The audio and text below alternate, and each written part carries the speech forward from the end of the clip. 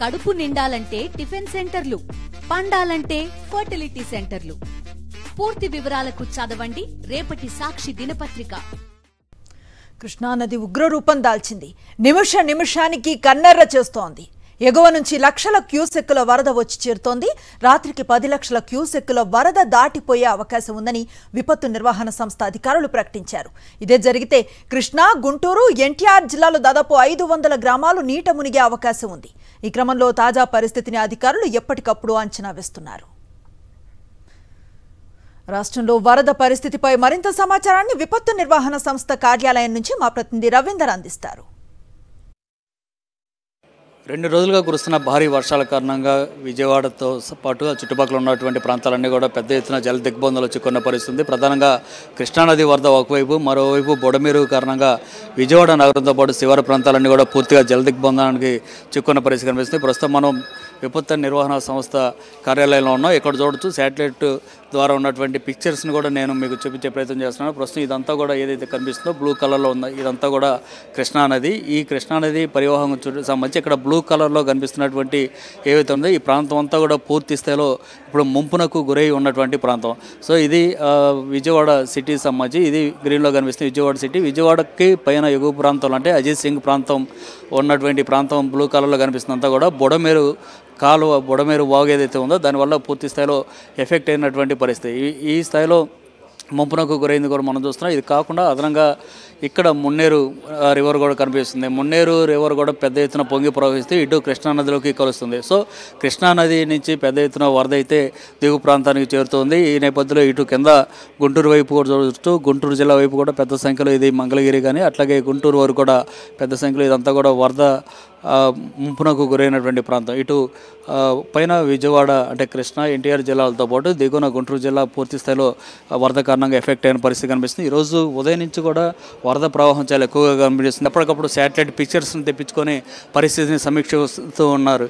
So మనం ఇక్కడ చూస్తున్నాం ఈ కృష్ణా నది ఏ విధంగా బ్లూ కలర్లో కనిపిస్తుందంతా కూడా కృష్ణా నది. ఈ పక్కన ఎల్లో కలర్లో ఉందంతా కూడా ఆ బఫర్ జోన్ ప్రాంతం అంటే ఇప్పటికే ఆల్రెడీ ముంపునకు గురైన ప్రాంతం. ఇక్కడ రెడ్ కలర్లో కనిపిస్తుందంతా కూడా పూర్తి స్థాయిలో ఇప్పుడు ముంపునకు గురై రెడ్ సంబంధించినటువంటి జోన్లో ఉంది. రెడ్ జోన్లో ఉన్నటువంటి ప్రాంతాన్ని కూడా మనం చూడవచ్చు. సో ఇదంతా కూడా పూర్తి స్థాయిలో ఎఫెక్ట్ అవుతున్నటువంటి ప్రాంతంగా మనం చూడవచ్చు.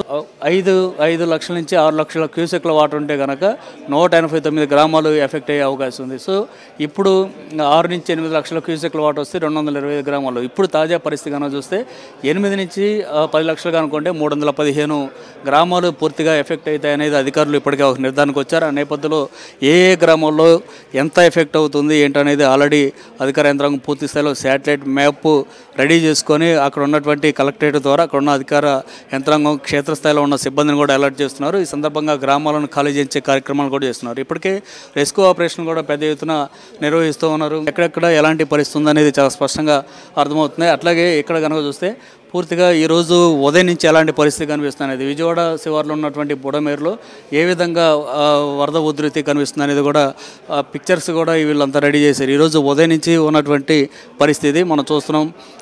బుడమేరు వాగు పొంగిన కారణంగా ఎట్లాంటి వరద ఉంది, పైన ఉన్నటువంటి ప్రాంత ప్రజలంతా కూడా ఏ విధంగా ఉన్నారు, ఈ రైల్వే ట్రాక్ పక్క నుంచి జనం చూస్తున్నటువంటి విజువల్స్ కానీ ఇవన్నీ కూడా మనం చూస్తూ ఉన్నాం.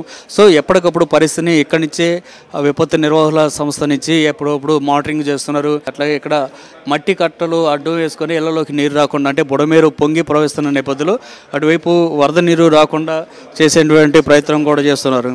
సో మనం చూస్తున్నాం ఇప్పటికే ఏ స్థాయిలో బుడమేరు పొంగడం ద్వారా వస్తున్నటువంటి పరిస్థితి. బుడమేరు సింగనగర్ ఎగువ ప్రాంతంలో ఉన్నటువంటి బ్రిడ్జి దగ్గర రైల్వే ట్రాక్ పక్కన ఉన్నటువంటి పరిస్థితి ఏ విధంగా ఉందనేది కూడా మనం చూస్తున్నాం.